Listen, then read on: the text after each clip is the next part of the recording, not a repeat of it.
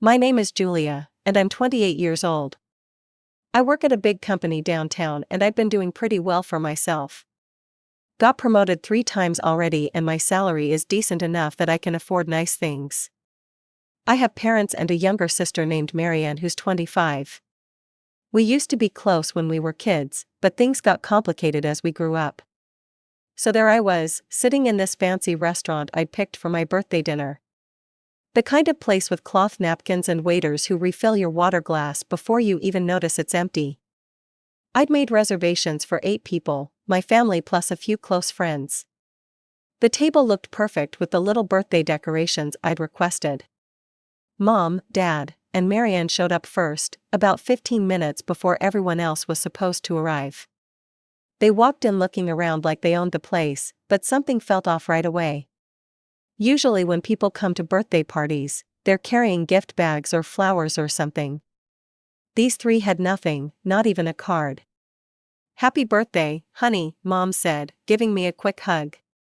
Dad nodded and smiled, and Marianne just waved from behind them. "Thanks for coming," I said, trying not to look disappointed about the lack of gifts. Maybe they left them in the car or something. But then, literally 15 minutes later, Marianne gets up and walks toward the entrance. I'm watching her, wondering where she's going, when she comes back with this guy I've never seen before in my life. Tall, brown hair, wearing a button-down shirt that probably cost more than my rent. "Julia, this is Derek," Marianne says, practically glowing, "my boyfriend." I just stared. Boyfriend? Since when did Marianne have a boyfriend? And why was he at my birthday dinner when I definitely didn't invite him? "Nice to meet you," Derek said, extending his hand. He had one of those firm handshakes that guys think makes them seem important. "You too," I managed, still confused. I didn't know Marianne was seeing anyone. "Oh, we've been together for a few months now," Marianne said, sliding into the seat next to him. I wanted it to be a surprise. A surprise at my birthday party, great. The whole thing felt weird, but I tried to go with it. My friends arrived and we ordered appetizers and drinks. Everyone was chatting and laughing, and I started to relax a little. Maybe having Derek there wouldn't be such a big deal. That's when Mom cleared her throat and stood up, tapping her wine glass with a fork. "Before we get too deep into the evening," she said, "your father and I want to address something." Dad was grinning like he had some big secret. Marianne and Derek were exchanging looks across the table. "We know we showed up empty-handed tonight," Dad said. "But we always say the best gifts are the people you love, right?" A few of my friends nodded politely, but I could tell they thought it was a weird thing to say at someone's birthday party. "The thing is," Mom continued, "we do have something for you, Julia. But it's more like a surprise. And honestly, it's going to be the best gift you could give us." My stomach started doing flips, something about the way she said it made me nervous. Dad reached into his jacket pocket and pulled out a folded piece of paper. He handed it to me with this expectant look on his face, like he was giving me a check for $1 million. I unfolded it slowly, aware that everyone at the table was watching me. At first I couldn't make sense of what I was looking at. Numbers, dates, some kind of official letterhead. Then it hit me. It was a bill. For $12,000. "What is this?" I asked, my voice coming out smaller than I intended. "That's for Marianne's trip," Mom said, like it was the most obvious thing in the world. "She and Derek and his parents are going to Hawaii next month. She wants to make a good impression on Derek's family, so she told them she'd cover the hotel and flights for everyone." I felt like someone had just punched me in the stomach. "You promised Derek's parents that I would pay for their vacation?" "Don't think of it as paying a bill," Mom said quickly. "Think of it as investing in your sister's happiness. This could be the man she marries, Julia. Do you really want to be the reason things don't work out?" The table had gone completely quiet. My friends were staring at their plates, clearly uncomfortable. "You need to take care of this as soon as possible," Dad added. Marianne already gave them her word. I stared down at the bill again, $12,000. For people I'd never met, for a trip I wasn't even invited on. I started, then stopped.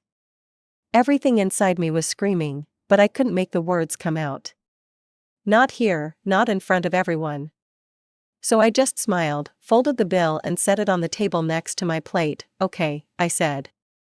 Mom and Dad looked relieved. Marianne finally met my eyes and mouthed thank you. They didn't stay much longer after that. Ate their expensive steaks, drank their wine, and made a big show of toasting me. We're so lucky to have a daughter like Julia, Dad said, raising his glass. She's always been the most generous person we know. Our rock, really, always there when we need her. The way he said it made my skin crawl. Like they were talking about some kind of bank account instead of their daughter. After everyone left the restaurant that night, I sat in my car for like 20 minutes just staring at that bill. $12,000. The number kept running through my head like some kind of broken record. I mean, who just hands someone a bill at their birthday party and expects them to pay it? What kind of family does that? But as I drove home, something else started bothering me even more. The way my parents had looked at me when they handed over that paper. Like they already knew I'd say yes. Like there was never any question about it. And that's when I started thinking about everything else. All the other times they'd treated me and Marianne completely differently, and how I'd just gone along with it like some kind of idiot. When I turned 16, my parents sat me down for this big serious talk. Julia, you're practically an adult now, Dad had said. It's time you learn some responsibility. You can't just sit around expecting us to pay for everything anymore. So I got a job at this little cafe near our house. Started working there after school and on weekends. The pay wasn't great, but I was 16 and didn't know any better. I'd come home exhausted, smelling like coffee and grease, and hand over almost every dollar I'd earned to Mom. My parents would brag to their friends about how responsible I was, how I was such a good daughter who helped support the family. But then Marianne turned 16 3 years later, and guess what happened? Nothing. I remember asking Mom about it. Shouldn't Marianne get a job too? I mean, she's 16 now. Mom had looked at me like I'd suggested something crazy. Oh no, honey. Marianne needs to focus on her studies. She's got so much potential, and we don't want any distractions. She needs to keep her grades up for college applications. When I graduated high school, I'd gotten a partial scholarship to this really good private financial school. I was so excited. I thought my parents would be proud, maybe help me cover the rest of the tuition. But when I showed them the acceptance letter, Dad just shook his head. That's way too expensive, Julia. Even with the scholarship, we're talking about thousands of dollars a year. You'll be fine at the state college. They have a perfectly good business program there. So I went to state college on a full scholarship. Worked my ass off, graduated with honors, and got hired at a big company right out of school. Started at the bottom but worked my way up pretty quick. 3 promotions in 6 years, and now I'm making decent money. Meanwhile, guess where Marianne ended up? That same expensive private school I'd wanted to go to. The one that was too expensive for me. I found out by accident when I was visiting home one day. Saw a tuition bill on the kitchen counter with Marianne's name on it. The full amount. No scholarship, no financial aid. Just my parents paying the entire thing. How are you guys affording this? I asked Mom. She got all flustered and defensive. We've been saving up. And Marianne really deserves this opportunity. She's going to be a great financier someday. A great financier. Marianne, who couldn't balance a checkbook to save her life. But my parents loved telling everyone about their brilliant youngest daughter.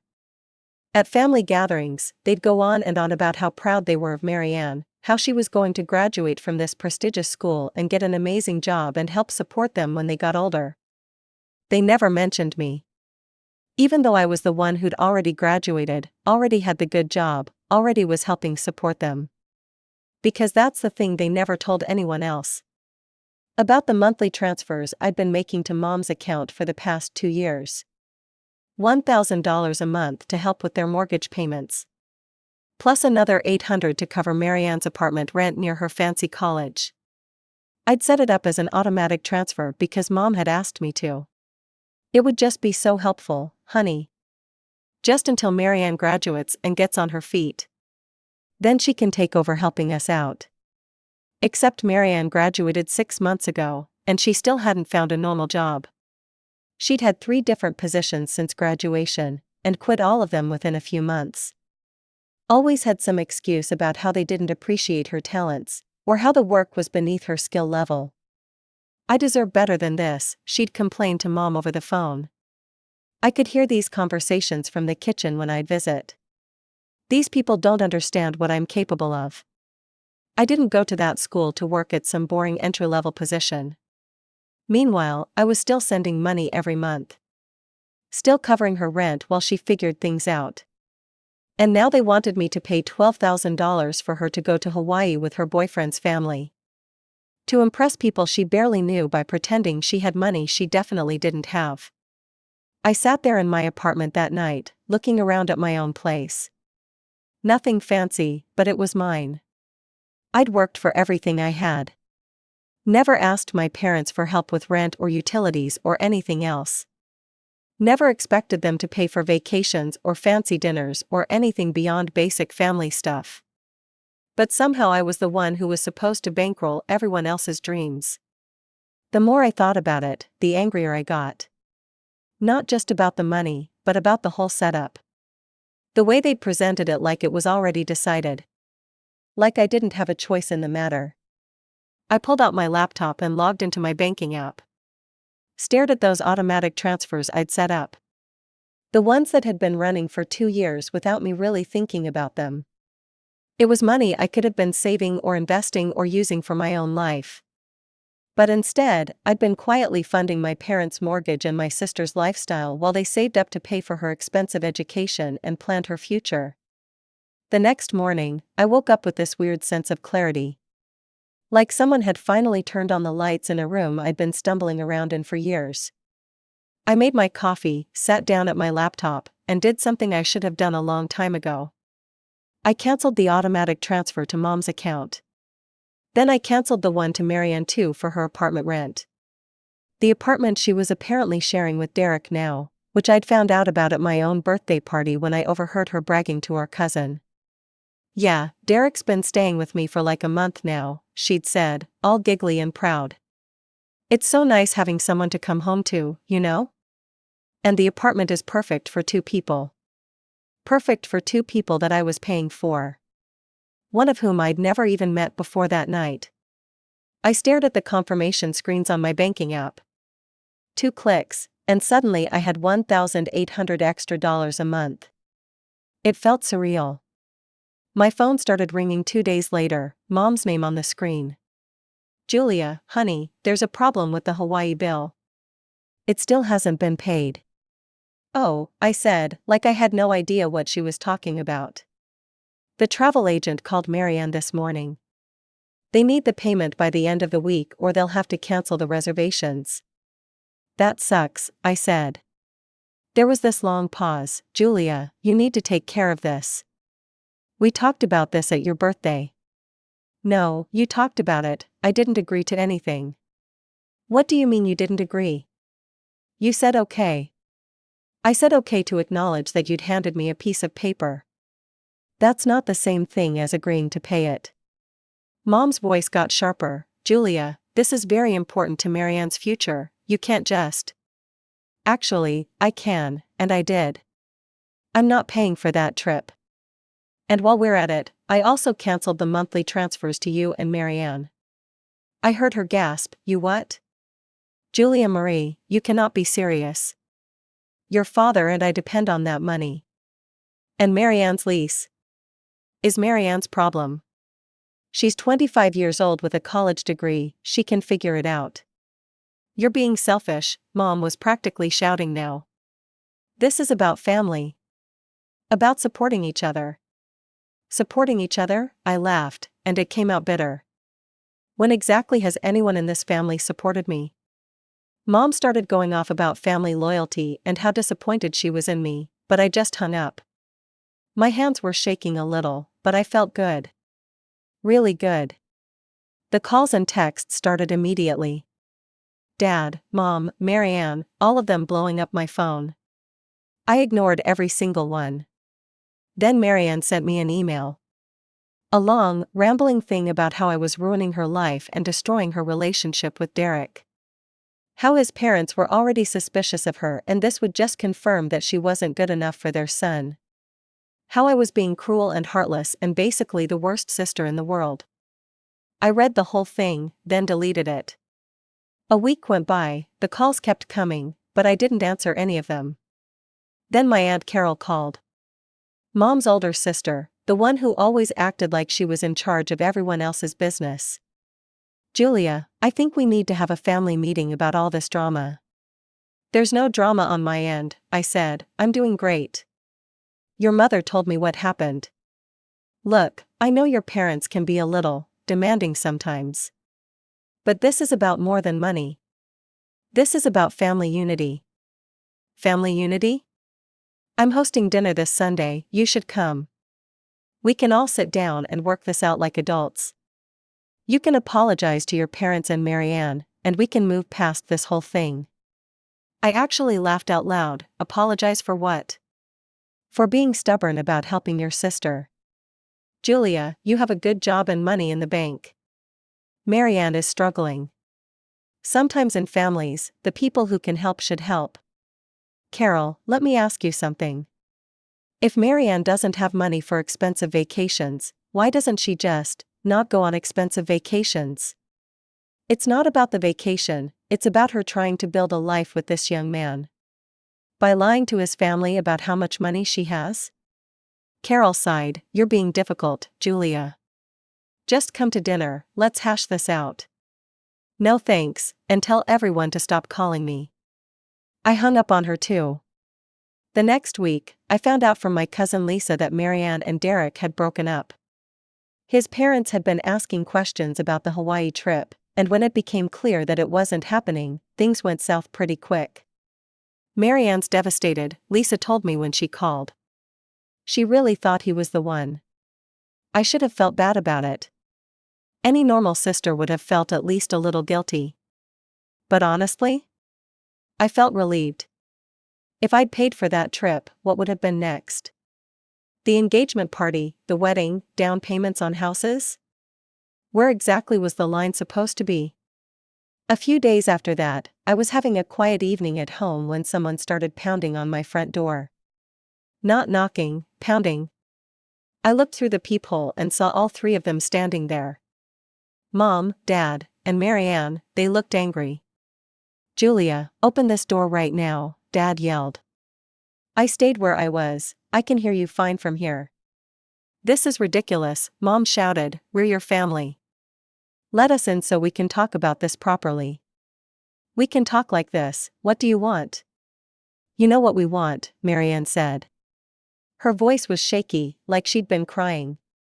You exposed me as a beggar in front of Derek's family. Do you have any idea how humiliating that was? You are a beggar, I said through the door. You can't even pay your own rent. That's not the point. That's exactly the point. If you don't have money for something, don't promise to pay for it. Dad's turn, Julia, you need to fix this situation. Pay for the trip and call Derek's family. Explain that there was a misunderstanding. I'm not fixing anything. And I'm definitely not paying $12,000 for people I don't even know. You have to, Marianne was crying now, it's the only way to make this right. No, it's not, you know what would have made this right? Not promising to pay for other people's vacations in the first place. They kept yelling for a while, but I just walked away from the door and turned up my TV. Eventually they left. After that night things got quiet for a while. The phone call stopped, the text stopped, and honestly it was the most peaceful I'd felt in years. I threw myself into work and started actually enjoying my life for the first time in forever. I'd forgotten what it felt like to look at my bank account and not immediately start calculating how much I owed other people. I bought new furniture for my apartment, started eating at nicer restaurants, even booked a weekend trip to the mountains just because I could. It was weird how much mental space had been taken up by constantly worrying about my family's financial problems. Problems that, as it turned out, weren't really my problems at all. About 3 months after the birthday disaster, my cousin Lisa called with an update. "Marianne moved back in with your parents," she said. "Couldn't afford the apartment on her own." "What a shock," I said. "She tried to get them to pay her rent at first. Told them it was temporary, just until she found a better job. But your dad put his foot down." "Really?" "Yeah, he told her she could move back home or figure it out herself. So she moved back home. She's not happy about it though. Keeps complaining about how she's too old to be living with her parents." I almost felt bad for her, almost. But then I remembered that she'd had the same opportunities I'd had. She could have gotten a job at 16 like I did. Could have gone to state college and graduated without debt like I did. Could have worked her way up at a company instead of quitting every time things got challenging. Instead, she'd chosen to coast on other people's money and make promises she couldn't keep. That was on her, not me. Around the 6-month mark, I got a call from a number I didn't recognize. I almost didn't answer, but something made me pick up. "Julia, it's Mom, I wanted to talk to you, really talk, not fight. We don't have anything to talk about. Please, just 5 minutes. I know you're angry, and maybe you have a right to be. But we're family. We should be able to work through this." "Work through what? You wanting me to pay for Marianne's vacation?" "It's not about the vacation anymore. That's over and done with. This is about us, about you cutting us out of your life completely." I sat down on my couch. "I didn't cut you out. I just stopped being your personal ATM. Is that really what you think we saw you as?" "Yeah, actually, that's exactly what I think." There was a long pause. "Maybe we could meet somewhere neutral. Just to talk. I miss you, Julia." For a second, I almost said yes. Because part of me missed them too, despite everything. But then I thought about that bill at my birthday party, and the way they just assumed I'd pay it. "Mom, if we met up, what would be different? Would you apologize for treating me like a bank account? Would you admit that you and Dad always favored Marianne? Would you take responsibility for any of it?" Another pause. We did what we thought was best for both of you girls." "That's not an apology. Julia, you have to understand." "No, I don't have to understand anything. I'm done." I hung up and blocked the number. That was 6 months ago. Since then, I've been living my life exactly how I want to live it. I got another promotion at work, started dating a guy from my gym who actually has his own money and doesn't expect me to pay for everything. I'm even planning a vacation. To Hawaii, actually, figured it was ironic enough to be worth it. I found this amazing resort online, the kind of place where they bring you drinks by the pool and the rooms have those big soaking tubs overlooking the ocean. It's going to cost me about $4,000 for a week, which is way less than what my family wanted me to spend on their group trip. The best part? I'm going alone. No boyfriend's parents to impress, no family drama to deal with, no one to answer to except myself. Just me, a good book, and a beach chair. I've been thinking a lot about what my life would look like if I'd just paid that bill at my birthday party. If I'd kept sending those monthly transfers and stayed trapped in the same pattern for another 5 or 10 years. I probably would have ended up paying for Marianne's wedding, her honeymoon, maybe even helping her buy a house. My parents would have kept treating me like their retirement plan while they spent their own savings on whatever Marianne wanted next. And I would have just gone along with it, because that's what I'd always done.